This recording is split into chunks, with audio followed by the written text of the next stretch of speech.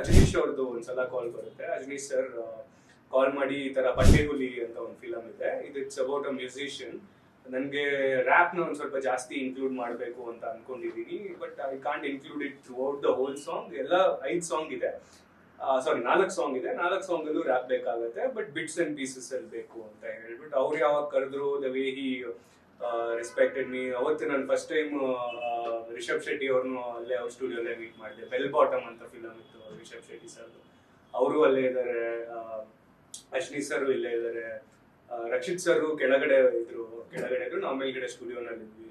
And ವಾಸಗಿ Vaibhav ಅವತ್ತು ಸ್ಟುಡಿಯೋನಲ್ಲೇ ಇದ್ರು. ಅವತ್ತು ಫಸ್ಟ್ ಟೈಮ್ ಇಂಥವ್ರೆಲ್ಲ ಮೀಟ್ ಮಾಡಿದಾಗ ನನ್ಗೆ ಅವಾಗ ಅನ್ಸಿದ್ದು, ಎಲ್ಲೇ ಲೇಯರ್ಸ್ ಪರ್ಸೆಪ್ಷನ್ ಇತ್ತಲ್ಲ ಹಳೆಯದು, ಅದಲ್ಲೂ ಇದೆ ಲೆವೆಲ್ಸ್ ಇದೆ, ಇದ್ರಲ್ಲೂ ಲೆವೆಲ್ ಇದೆ.